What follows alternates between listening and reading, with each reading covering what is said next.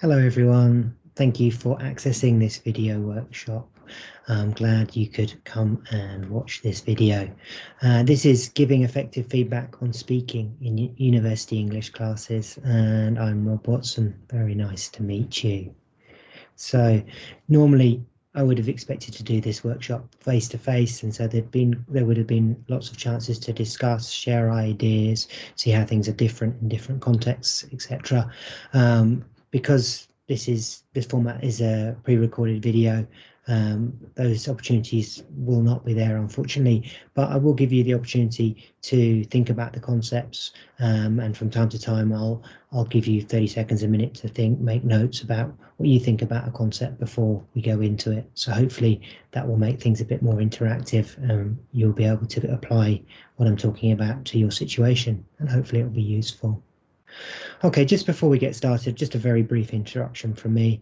As I said, my name is Rob Watson. I work at GB University and I teach first grade, second grade courses there, teach them English for specific fields, critical thinking, and also some electives such as IELTS and business courses. The background or the motivation for this workshop actually though comes from my previous experience. Prior to working in universities, I've got 10 plus years of experience of teaching high level adults, and that's where giving effective feedback on speaking, I think that's where I kind of honed my skills on doing this, because the students were pretty demanding. They expected to be given feedback, they expected to be shown how to improve, and if not, they weren't satisfied with the courses. I've also done some work in teacher training where I'm helping teachers to try and give more effective feedback. So those kind of experiences tied into them working at university and kind of changing those approaches a bit so they suited university students is the background from where this presentation or this workshop comes from. Okay, well, let's get started on the contents now then. So first of all, I just want you to think about what is feedback, what feedback means for you. There's 4 quotes on this slide, so I'm just going to switch my camera off for 30 seconds or so, just get you to read through the quotes and have a think about which one is most relevant for you. Take a look.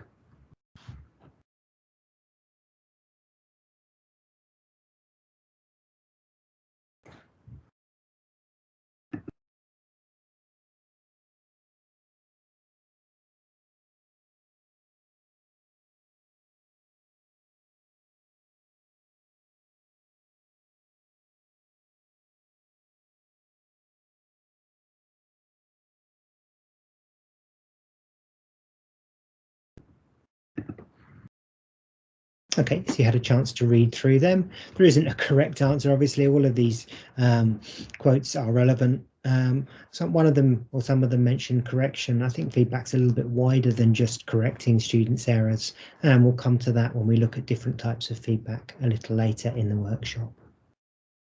Okay, so let's look at the workshop aims. We're going to decide what feedback means for us. We've kind of looked at that through some of these quotations, and then discuss why feedback is important to learners. After that, we're going to look at and distinguish between content and language feedback. And then at the end, I'm going to share some strategies with you, which I think work for giving effective feedback. So without further ado, let's move to the next part. So thinking about feedback from your learner's perspective. So is providing feedback important for your students? Are students in your classroom aware of the importance of feedback? And how can teachers help students make the most of the feedback they're provided with? Same pattern here. I'm going to switch off my camera, take 30 seconds to have a think about these, make some notes if you wish.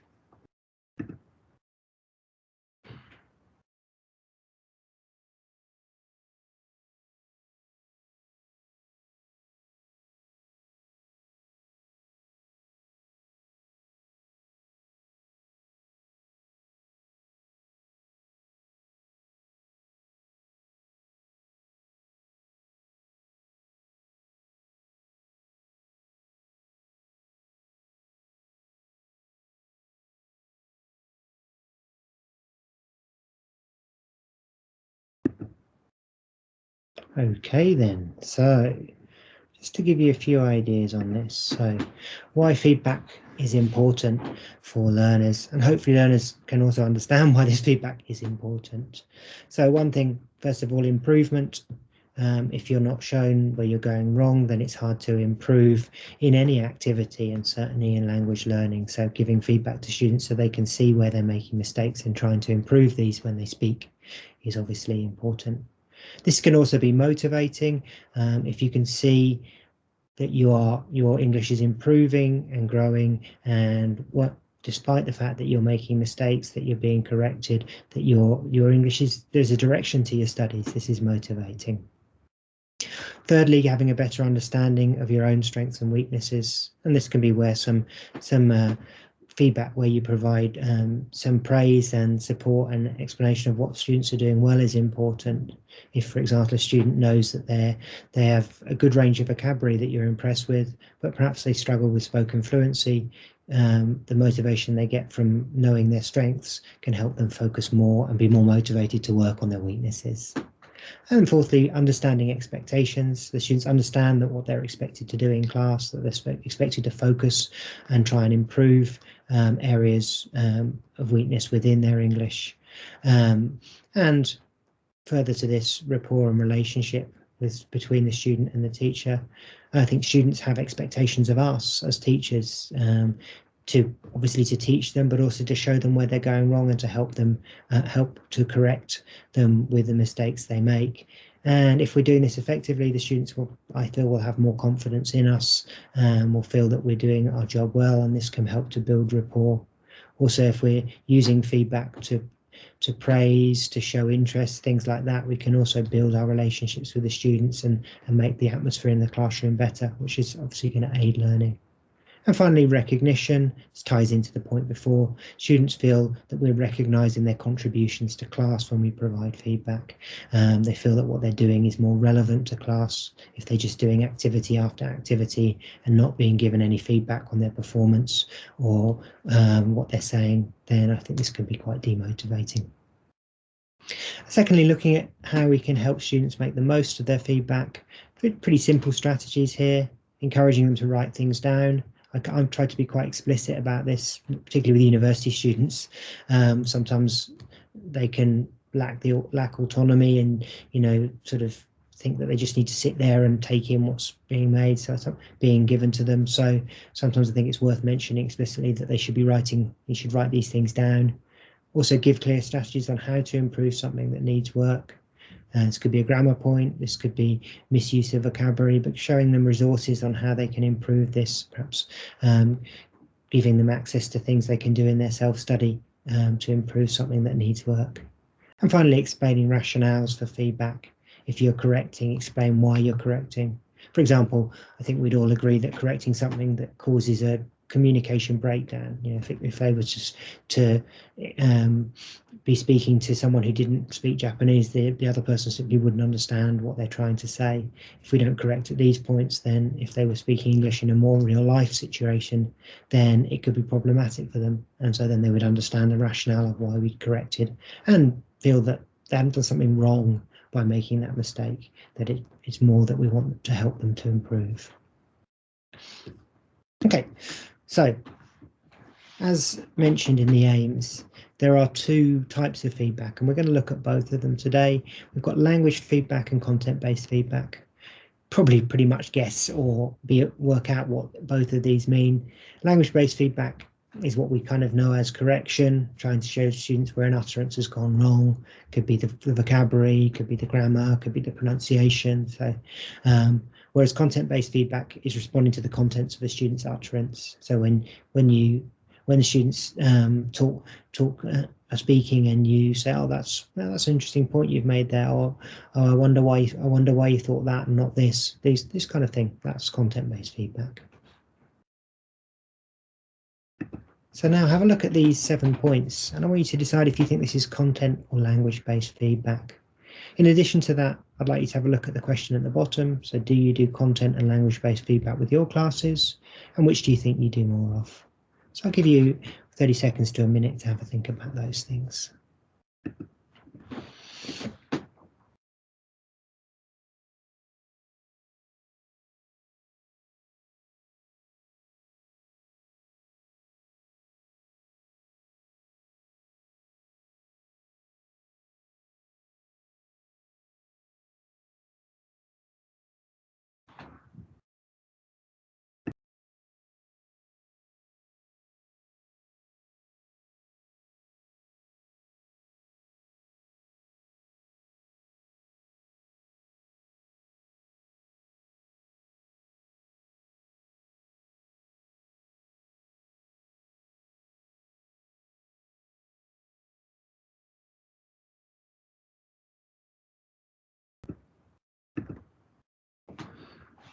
Okay, hopefully you had a chance to decide if those are content or language-based examples and think about your own context as well. So let's just go through these.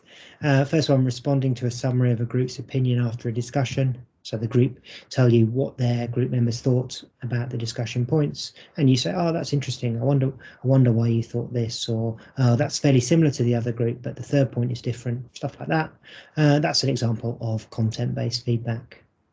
Whereas number 2 and number 3 are both examples of language-based feedback. So checking the answers, the definition to the vocabulary item, for example, clearly this is based on showing them the correct language form.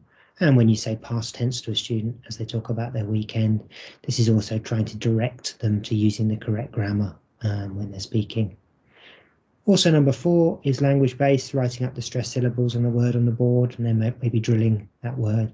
You're trying to improve the pronunciation of the students. But number 5 is content-based feedback. So when the learners say, "My partner told me blah, blah, blah, blah," and we respond to that, or other students respond to that, that's content-based feedback. When you state the correct word, when a student makes a mistake in a pair work activity, this is language-based, a little bit of on-the-spot language-based feedback, feeding in the correct vocabulary item. But the last one, even though it's related to vocabulary, I would say this is content-based. You're praising the student, saying, "Oh, it's really great that your vocabulary is at a high level and you can use those words." So you're praising the content of what the student said rather than giving them language-based support. Okay, hopefully you thought the same kind of things. Related to content and language-based feedback, I do both with my classes, otherwise I wouldn't be doing this workshop. I think I'd probably do a little bit more content-based feedback than language-based. Certainly if I'm teaching, say, for example, first grade compulsory courses, I want the students to feel recognised in the class. I want students to feel confident and have a good atmosphere so that they can express themselves as much as possible. So responding to what they're saying with content-based feedback is probably a little bit more than language-based. I do, however, try and do language-based feedback in every class. Could be boarding, making a note of a few mistakes or some areas where vocabulary could be more appropriate vocabulary could be used, and then boarding this at the end of the lesson and going through it with students, for example. Or it could be some corrections of pronunciation when students are doing activities on the spot, trying to help them improve their pronunciation. So I do both, but perhaps a little bit more content in the university context. Okay, so there are some different ways that we can provide language-based feedback. And there's some examples on this next slide. Some different approaches. We've got repeating, echoing, eliciting, asking for clarification, providing metalinguistic feedback, using facial expressions, giving a hint, and recasting. Take 30 seconds. What do you think these mean? Just have a look through and read them carefully.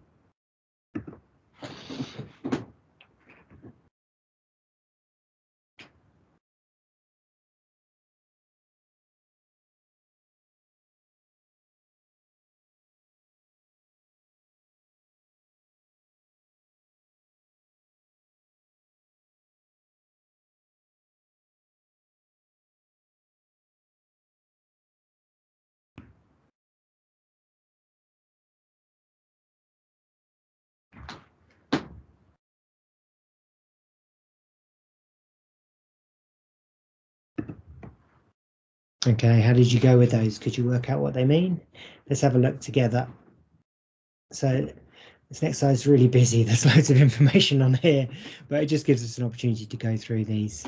So let's have a look at these. Repeating, first of all, this is asking students to repeat what they've said with an intonation or expression that shows something is not right. So using an upwards intonation, using a quizzical expression, for example.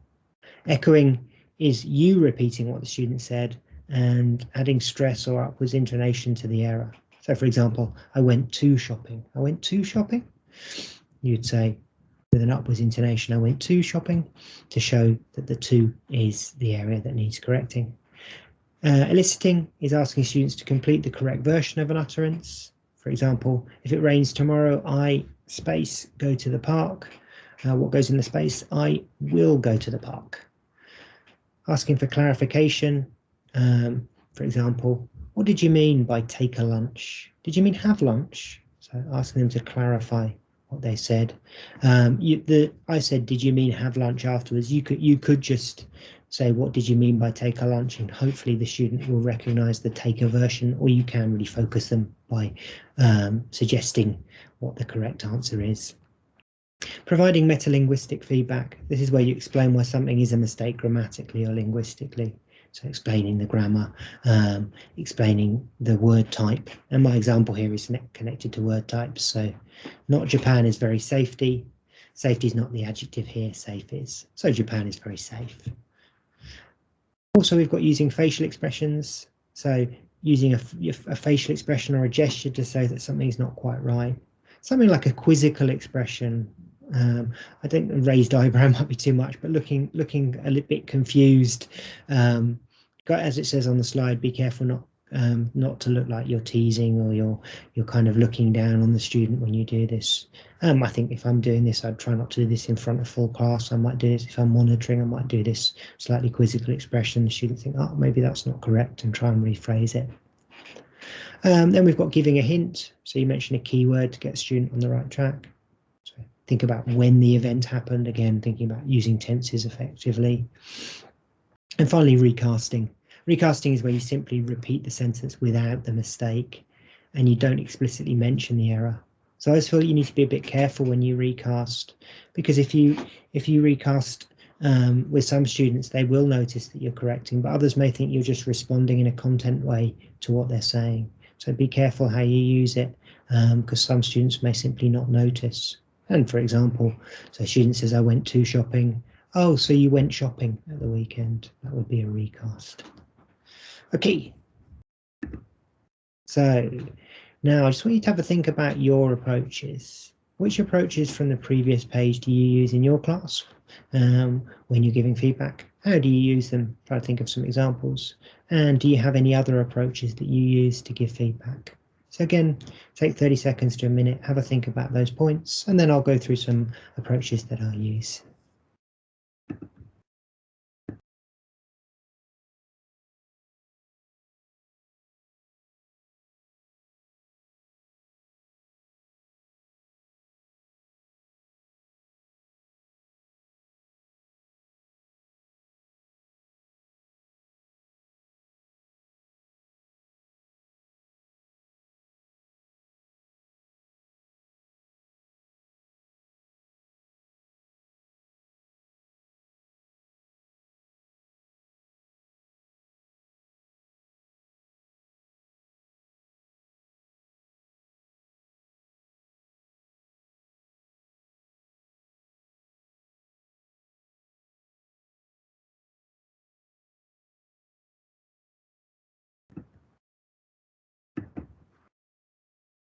Okay then, so let me just go through some approaches, some suggested approaches that you could use when you're giving feedback.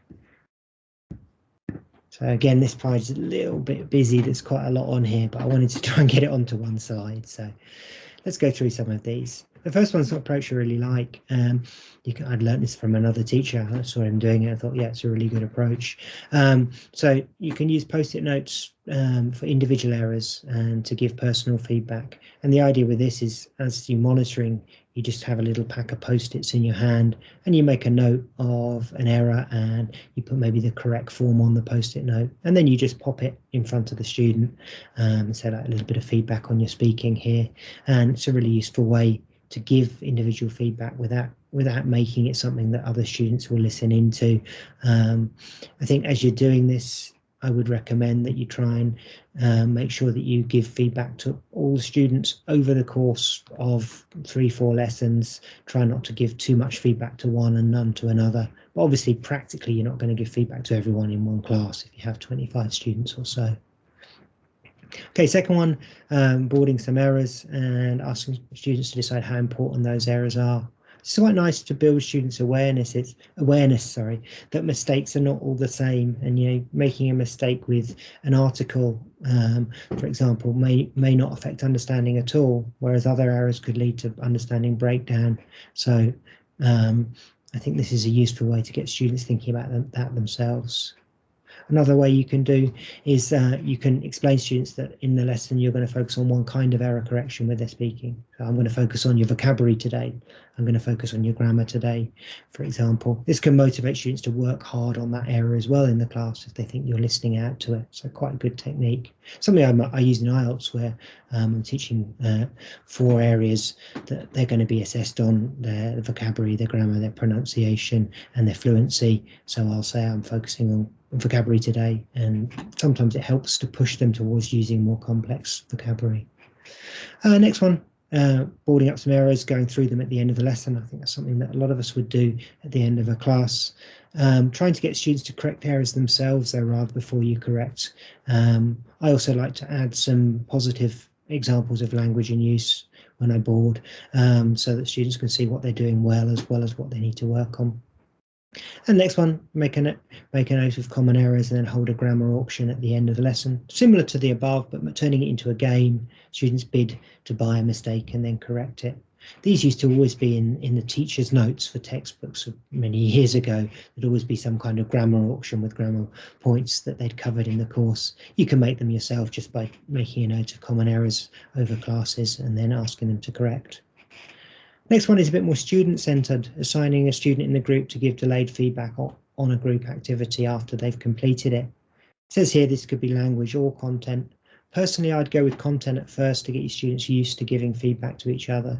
Simple things like, you answered a lot of questions, you spoke a lot, you reacted a lot, you asked questions a lot. These could be for a discussion class.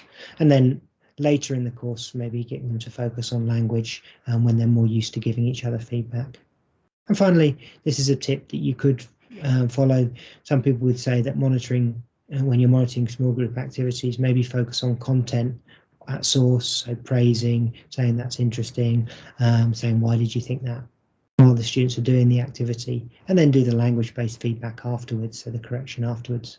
I don't think this is a hard and fast rule. At times I'll correct pronunciation, or I'll give students a word while they're doing activities, but it could be argued that if you overdo it, students can lose their fluency and lose their confidence to speak because they're just waiting for you to correct. So possibly delayed correction is better in that situation. Okay, so those were some possible approaches. I hope they'll be useful for you in your classes, particularly when you're back in the classroom again, if you've been teaching online over the past year or so or longer.